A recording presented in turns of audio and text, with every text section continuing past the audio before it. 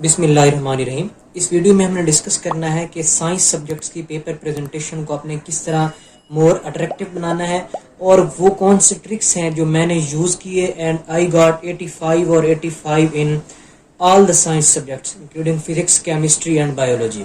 तो वो सारे ट्रिक्स मैं इंशाल्लाह आपसे शेयर करूंगा। वो कौन से ट्रिक्स हैं, हम पहले जो है वो शॉर्ट क्वेश्चंस के हवाले से करते हैं ऑल द सब्जेक्ट्स को तरतीब वाइज। पहले हम देखते हैं बायोलॉजी को। बायोलॉजी में शॉर्ट क्वेश्चंस को अटेम्प्ट करने का क्या मेथड है और कौन से ट्रिक्स हैं जो आपने एग्जामिनर को अटेक्ट करने के लिए यूज करने हैं। सबसे पहले ये है कि जो बायोलॉजी है उसमें जो चीजें काउंट करती हैं, सबसे पहले मैं एक चीज क्लियर कर दूं, वो है length of short question. Most of the students का ये क्वेश्चन होता है कि ये शॉर्ट क्वेश्चन की लेंथ कितनी होनी चाहिए, क्या वो हाफ पेज पे होना चाहिए, क्या वो 5 to 6 लाइंस का होना चाहिए। देखें, length doesn't matter, believe me it doesn't matter. क्यों नहीं मैटर करती? इसलिए मैटर नहीं करती कि आपने लेंथ पे फोकस नहीं करना, बल्कि आपने फोकस करना है कि जो आप लिख रहे हैं उसमें कितनी ऑथेंटिसिटी है, वो कितना ऑथेंटिक है, कितना रिलेटेड टूवर्ड्स दैट क्वेश्चन है जो आस्क्ड है। यानी कि जो क्वेश्चन आपसे पूछा गया है, अगर आप उस क्वेश्चन को मेन पॉइंट्स की फॉर्म में, यानी कि मेन पॉइंट्स अगर उसमें क्लियर कर देते हैं and you right 4 to 5 lines, you can attain 2/2 marks. क्या मतलब है? मतलब ये है कि क्वेश्चन फर्ज करें आता है कि व्हाट इज होम्योस्टेसिस। ऐसे ही मैं रैंडम क्वेश्चन ले रहा हूं, होम्योस्टेसिस का वो पूछता है, यू राइट हेयर होम्योस्टेसिस यानी मार्कर और सॉफ्ट लाइनर। सही है, आपने लिखा होम्योस्टेसिस, यहां पे आपने उसको डिफाइन कर दिया। एक बात ध्यान में रखिएगा किस तरह मैं उसको, आपने देखना है कि क्वेश्चन किस तरह का पूछा गया है, उसी से आपने हेडिंग्स निकाल लेनी है। व्हाट इज होम्योस्टेसिस डेफिनेशन, आप यहाँ पे डेफिनेशन लिखते हैं and you right here any example. Example लिख दें कि अगर बॉडी का टेम्परेचर इतना है, अगर बाहर टेम्परेचर ज्यादा भी हो जाता है तो मेंटेन करता है। एक एग्जांपल दे रहा हूँ, ये होम्योस्टेसिस के आपके 2 मार्क्स पूरे हो गए। किस तरह डिवाइड किया एग्जामिनर ने? ऑटोमेटिकली 1 और 1 मार्क्स। अगर एक बच्चा जस्ट होम्योस्टेसिस की डेफिनेशन लिखता है, एक बच्चा डेफिनेशन के साथ थोड़ी सी एक्सप्लेनेशन और एग्जांपल देता है, तो वो उनमें डिफरेंस होगा उसके जो है वो शॉर्ट क्वेश्चन के। हो सकता है वो एक को 1.5 दे, दूसरे को 2 मार्क्स दे। सही है। दूसरी बात वो ये है कि डायग्राम्स, शॉर्ट क्वेश्चन में भी डायग्राम्स बनानी है। मैंने भी इस तरह बनाई थी, मोस्ट ऑफ द क्वेश्चन बनाई थी। अब ये होता है कि डायग्राम्स अगर बनाए तो एक पेज हमारा ज़ाया हो जाता है, तो उसको आपने किस तरह हैंडल करना है। फर्ज करें अगर वो कहते हैं कि डायग्राम्स बनाए आप पैरामीशियम की, फर्ज करें तो पैरामीशियम की कैरेक्टरिस्टिक पूछता है जो भी है, तो इसमें आपने लिख देना है, यानी मूवमेंट्स अगर पूछता है पैरामीशियम की, यहाँ पे आपने लिखी, यहाँ पे आपने जो है वो डायग्राम बना देनी है। सही है, मार्कर के साथ बनाए, जिसके साथ बनाए, लेड पेंसिल मैं रेकमेंड करूंगा, या आप जो है वो ब्लैक सॉफ्ट लाइनर यूज कर सकते हैं। यहाँ पे आपने डायग्राम बना दी, साथ में आपने कैप्शन दे दी कि व्हाट इज दिस। ठीक है, अगर आप यहाँ पे लिखते हैं तो ये क्या होगा, आपकी 4 to 5 लाइन्स हो जाएंगी और आपकी जो है वो तकरीबन 3-4 लाइन्स आपकी बच जाएंगी। जितनी लाइन्स आप बचाएंगे, जितने पेजेस बचाएंगे, उतना ही आपको एंड पे फायदा होगा लॉन्ग क्वेश्चंस में। अगर आप यही डायग्राम नीचे बनाते हैं तो ये एक जो है पूरा पेज ले जाएगी डायग्राम। सही है, ये जो है वो बायोलॉजी की शॉर्ट क्वेश्चंस के हवाले से है। लेंथ मैटर नहीं करती, आपने कीवर्ड्स लिखने हैं। अगर आपके पास टाइम है तो आप कीवर्ड्स को हाईलाइट कर सकते हैं। सही है, कीवर्ड्स को हाईलाइट कर दें तो ये बेस्ट हो जाएगा, क्योंकि उसने मेन चीजें पढ़नी नहीं होती सारी लाइनें। वो आपको देखेगा कि अगर आपका जो है वो आपने मेन पॉइंट्स लिखे हुए हैं, वो आपको पूरे मार्क्स दे देगा। सही है, ये आर्ट सब्जेक्ट नहीं, ये साइंस सब्जेक्ट है, इनके मार्क्स आ जाते हैं पूरे। तो वो ट्रिक सही आपने फॉलो करने हैं। डायग्राम अगर आप बनाएं तो लाजमी बना दें। अगर जो है वो डायग्राम आपको लगता है कि ये इजी भी है बनाने में, टाइम भी ज्यादा नहीं लेगी और जो है वो शॉर्ट भी है, तो आप बना लें। ठीक है, इस तरह की वो डायग्राम नहीं पूछता जिसमें बहुत लेंथी हो या एक्सप्लेनेशन ज्यादा हो। तो ये है बायोलॉजी के हवाले से। अब हम आ जाते हैं केमिस्ट्री। अब केमिस्ट्री में तकरीबन मसला होता है कि शॉर्ट क्वेश्चन में बहुत ज्यादा मार्क्स डिडक्ट होते हैं। क्यों होते हैं? उसकी रीजंस होती हैं। पहला ये होता है कि अमूमन क्वेश्चन जो पूछा जाता है वो वाई वाला होता है, रीजंस आपने लिखनी होती हैं। तो जो रीजन है उसकी आप अलहदा हेडिंग बनाएं कि मैं इसकी रीजन लिख रहा हूं कि ये ऐसा है तो क्यों है। तो जो रीजन लिख रहे हैं उसमें आप मेन पॉइंट्स को हाईलाइट करें, हेडिंग की फॉर्म में लिखेंगे, उसे पता चल जाएगा कि इसे जो है वो क्लेरिफाई है और वो रीजन लिख रहा है। सही है, वो इजीली उसको पढ़ के आपको पूरे मार्क्स दे देगा। दूसरी चीज होती है रिएक्शन। सेकेंड ईयर में ऐसा होता है, अमूमन ऑर्गेनिक में रिएक्शन यानी प्रेपरेशन या रिएक्शन पूछ लेता है। आपने रिएक्शन जब तक नहीं लिखेगा आपको पूरे मार्क्स नहीं मिलेंगे। तो रिएक्शन आपने मस्ट लिखने हैं, और रिएक्शन में जो चीजें ज़हन में रखनी है वो ये है कि जो कंडीशंस हैं वो आपने पूरी लिखनी है, इक्वेशन बैलेंस्ड होनी चाहिए। ये चीजें जो है वो एग्जामिनर को अट्रैक्ट करती हैं। प्रोडक्ट और सबस्ट्रेट लिख देते हैं, अगर आप तो यानी कि सबस्ट्रेट और प्रोडक्ट लिख देते हैं, बैलेंस नहीं करते क्वेश्चन तो वो इतना अच्छा इंपैक्ट नहीं पड़ता उसको नहीं पता चलता कि ये 85 और 85 वाला स्टूडेंट है, वो आपको एक नॉर्मल स्टूडेंट या एवरेज स्टूडेंट कंसिडर करता है। ठीक है, रिएक्शन लिख दिया आपने, रीजंस रिएक्शन आ जाते हैं अमूमन। और दूसरी बात ये होती है कि यहाँ पे जो है इस तरह की अगर वाई वाला क्वेश्चन आ जाता है तो रीडिंग आपने जो है वो हेडिंग दे देनी है रीजन की। अगर रिएक्शन पूछ लेते हैं तो आपने मस्ट लिखना है रिएक्शन साथ। ठीक है, तो ये इसमें थोड़े से हैं केमिस्ट्री के हवाले से। अच्छा, उसके अलावा ये है कि अगर न्यूमेरिकल अगर आ जाता है कोई भी न्यूमेरिकल, अगर अमूमन क्वेश्चन इस तरह भी आ जाता होता है कि राइट डाउन द रिएक्शन, अगर वो जस्ट रिएक्शन का कहे तो क्वेश्चन को पहले समझना है कि पूछ क्या रहा है और उसी क्वेश्चन के अकॉर्डिंग आपने आंसर करना है। आगे हम आ जाते हैं फिजिक्स पे।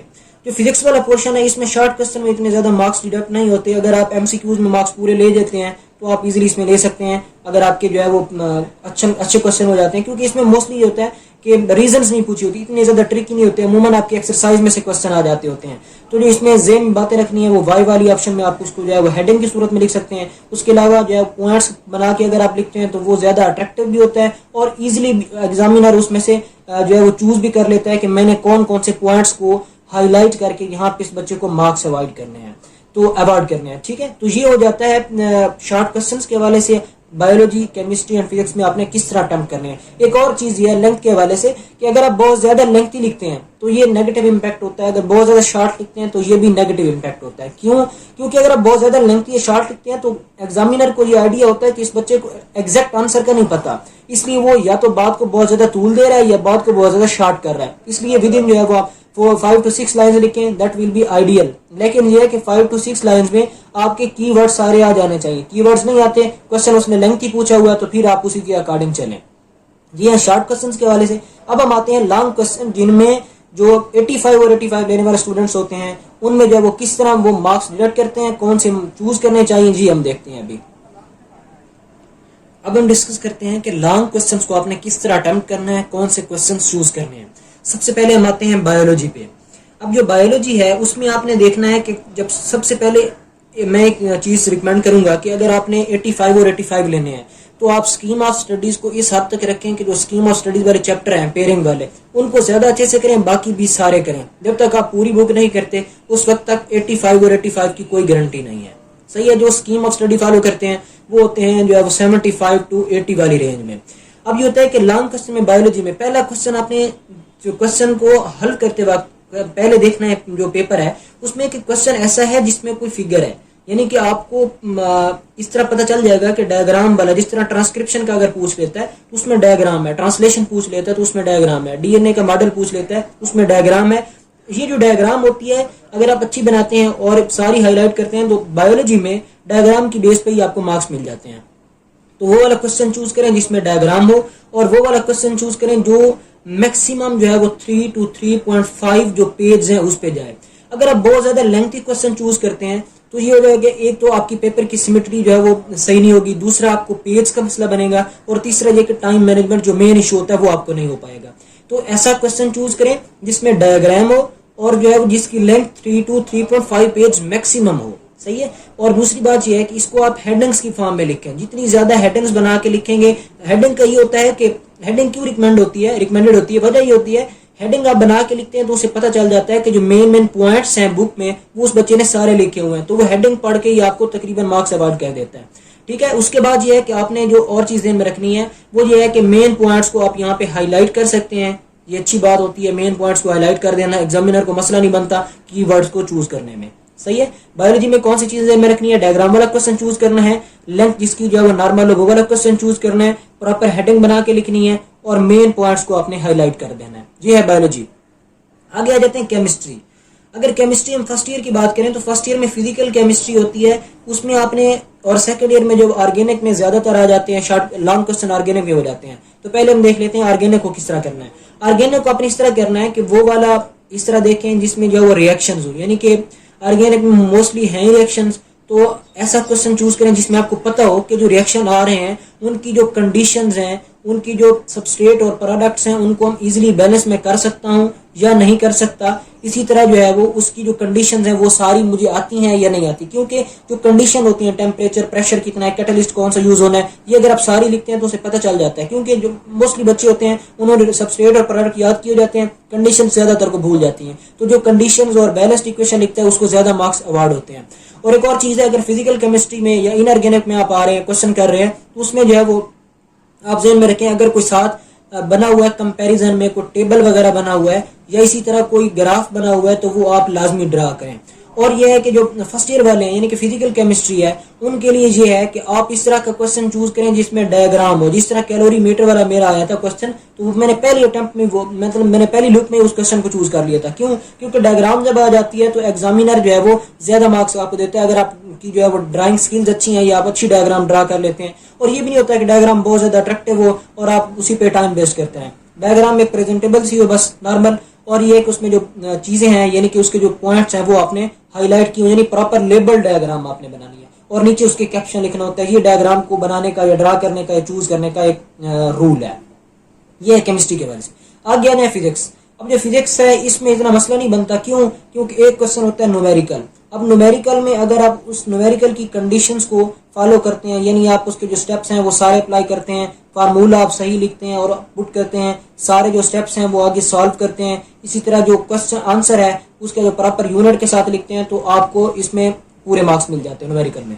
आगे जो दूसरा थ्योरी वाला पार्ट होता है, थ्योरी वाले में आपने ये बात ध्यान में रखनी है कि ऐसा क्वेश्चन चूज करें जिसमें मैथमेटिकल कैलकुलेशन यानी कि डेरिवेशन किसी चीज की हो, तो वो ज्यादा फेवरेबल होगा। एक तो वो जल्दी सॉल्व हो जाएगा, दूसरा ये कि उसमें जो मार्क्स डिडक्ट होने के चांसेस नहीं होंगे। अगर मैथमेटिकल नहीं आता, कोई और आता है, कोई थ्योरी की लिखनी पड़ जाती है कोई चीजें, तो उसमें आपने ज़हन में रखना है ग्राफ वाला क्वेश्चन हो तो बेहतरीन बात है। ग्राफ आप साथ ड्रा करके कंपैरिजन में लिख सकते हैं, और इसके अलावा अगर कोई फिगर वगैरह बनानी हो तो वो आप बना सकते हैं। तो ये इसमें आपने चीजें ज़हन में रखनी है। अगर आप इन चीज़ों को फॉलो करते हैं और इनको प्रॉपर अप्लाई करते हैं, तो मैं गारंटी देता हूँ, अगर आपके एमसीक्यू सही हो गया और आपने इन चीज़ों को फॉलो किया, तो यू कैन इजीली गेट 85 और 85 इंशाल्लाह। तो ये थी चीज़ें। अगर आपको कंफ्यूजन हो तो आप मुझसे मज़ीद पूछ सकते हैं।